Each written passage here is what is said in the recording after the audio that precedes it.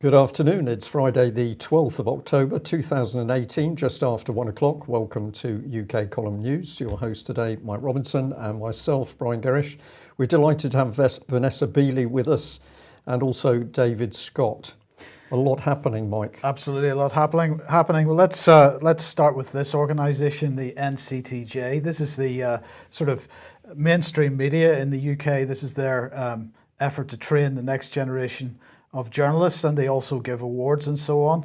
Well, they've just published this, which is a list of the 238 most respected journalists as nominated by journalists in the 2018 Journalists at Work survey. Now, this is a survey which normally the NCTJ only runs every 10 years, and the last one was in 2006, I think. So, or no, well, I can't remember anyway. I think they're 6 years into the 10-year cycle anyway, and they've decided that things have changed so much in the arena of journalism that they wanted to bring this forward by 4 years.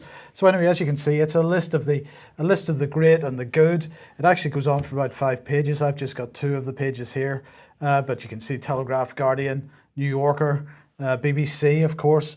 But if you look down on the first page, actually, we see that name, Vanessa Beeley. I think we've come across her before, Mike. Think we have. So let me welcome Vanessa to the programme. Welcome to the programme, Vanessa. How does it feel to be included in the list of the great and the good there? I think I'm still in delayed shock, actually. I'm almost at the point of sort of no comment on that. I mean, I was extremely surprised. Someone actually sent me the list yesterday and told me that I'd been included.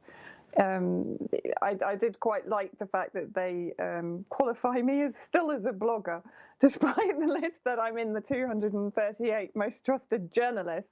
I am still listed as a blogger rather than affiliated to any of the, how dare we, independent media sites.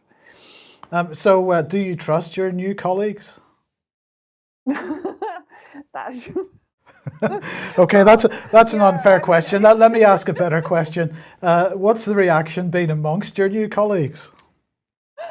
The reaction amongst my new colleagues has been one of shock and horror, I would say, an immediate reaction that what on earth are they talking about? I'm just a vile propagandist for Putin or Assad or any one of these other villains that are being portrayed as villains by the mainstream media. In fact, there was one so-called academic who tweeted out, I believe he's involved in the media and journalism department in the University of Kent, who tweeted out yesterday that I am not a journalist. I am, what did he say? I believe his words were, I am a vile tool or propagandist for Assad and Putin. So my reply to that was, well, this is the current modern academic standard, that if someone who is educated and informed happens to disagree with you, they must be the tool of the villains that are being portrayed as villains by the corporate media, of course. And this is, I mean, it's extraordinary. So, yeah,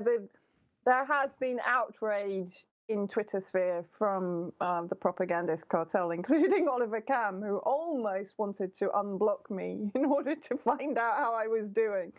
Yes. But decided against it. Yeah, okay. Okay, well, look. Yes, absolute comedy.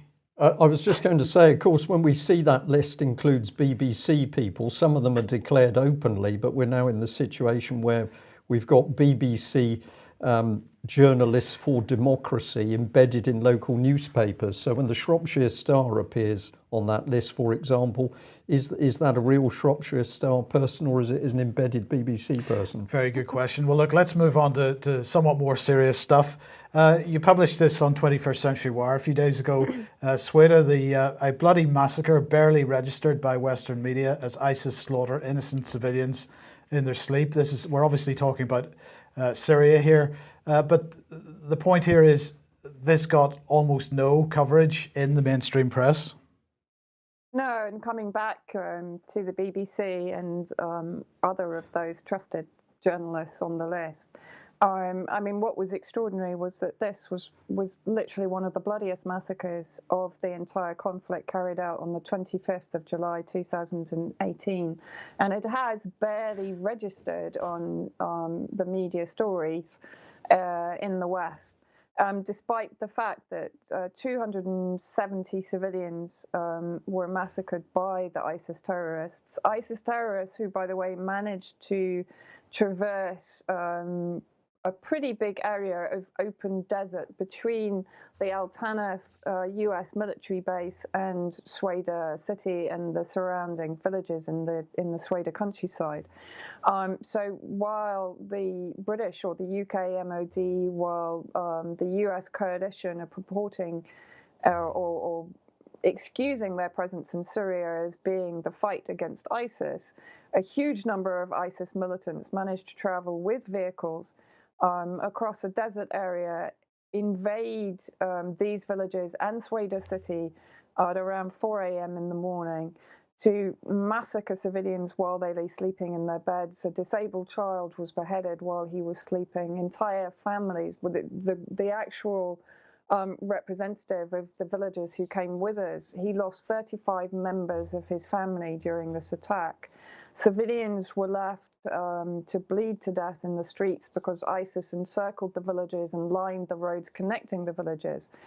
So anybody trying to leave in their car with injured relatives or even trying to go and help other civilians were being sniped, and then civilians were unable to go and collect the bodies or to help the wounded.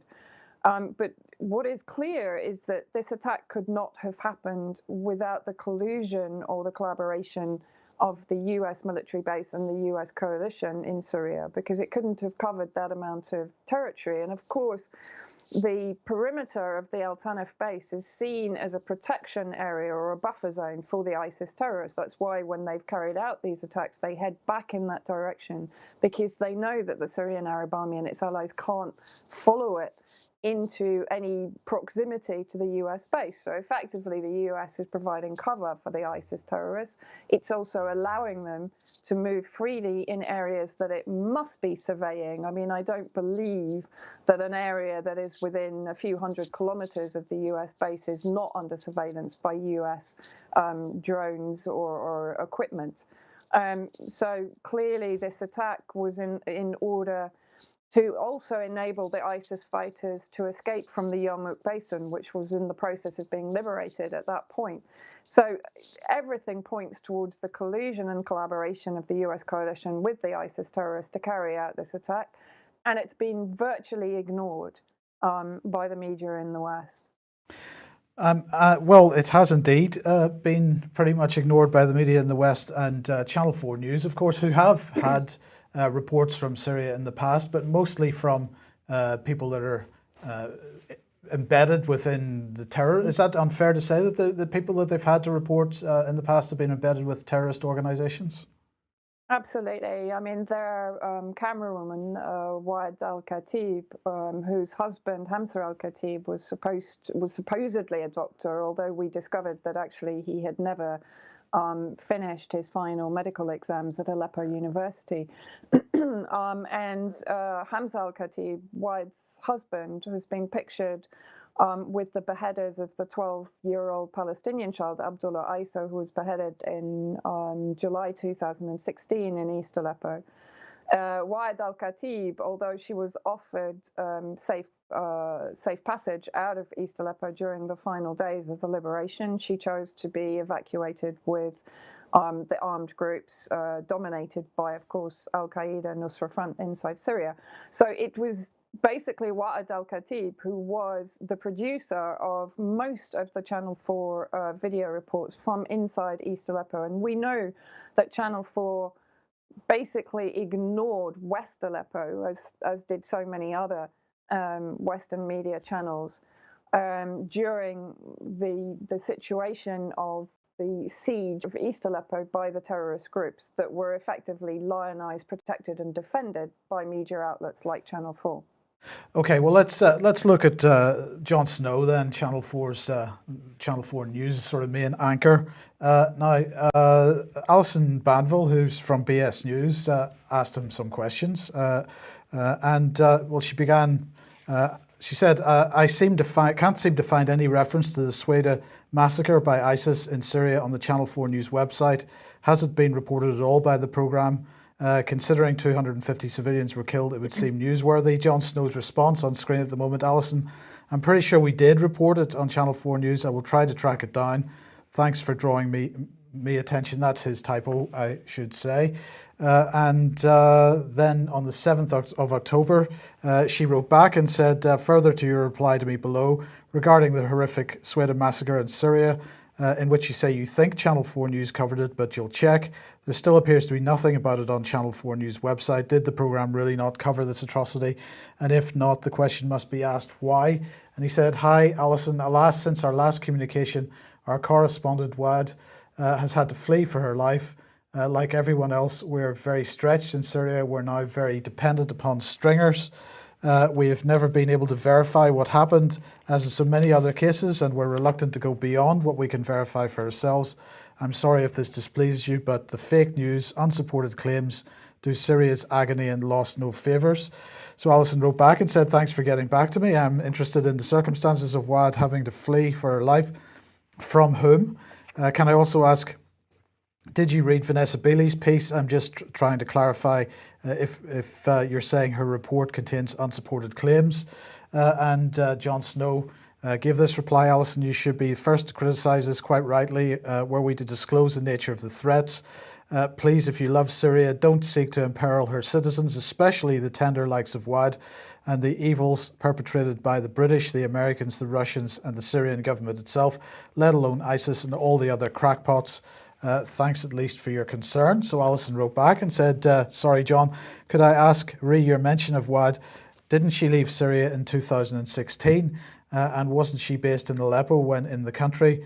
I'm just wondering, as Suweida is way down in the south. And lastly, you referred to the evils perpetrated in Syria by the British and Americans. Could you be more specific on that?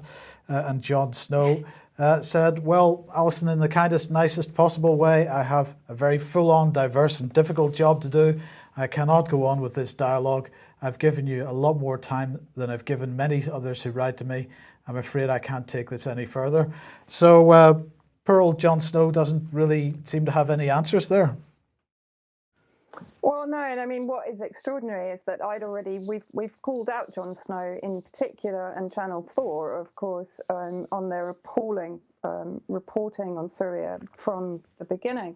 But Jon Snow in particular, if we go back to the end of November 2016, Jon Snow ran with a story on Jebel Qubba, an area of East Aleppo, where he immediately claimed that the regime, as he called it, the Syrian government, had bombed its own civilians trying to flee the area to the safety of the humanitarian corridors. Now, going through it very quickly, at this point, Jon Snow even accused publicly in an interview with Faris Shahabi, one of the MPs in Aleppo and head of the Chamber of Commerce, of actually murdering his own constituents.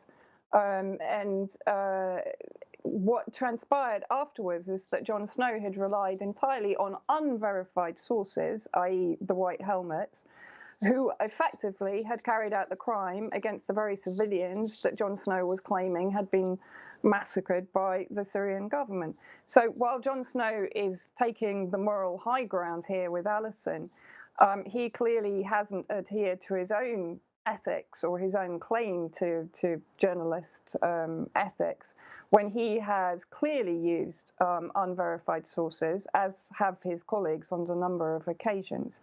And it appears that no, Channel 4 has not reported on the Suweida massacre, which is an appalling, I don't even know what you would call it, an appalling media oversight on their part to ignore effectively the possible collusion of Western governments in a massacre of 270 civilians, but also the injury to 300 more. So, I mean, this is huge. Okay, well, look, let's move back to the BBC then, and Jeremy Bowen, because he's just come back from Syria and posted this. This was posted yesterday, this video, Syria War, Why I Fight Alongside Assad's Forces Near Idlib. Well, give us a little bit of background to this video and what your thoughts are on Bowen's coverage of it.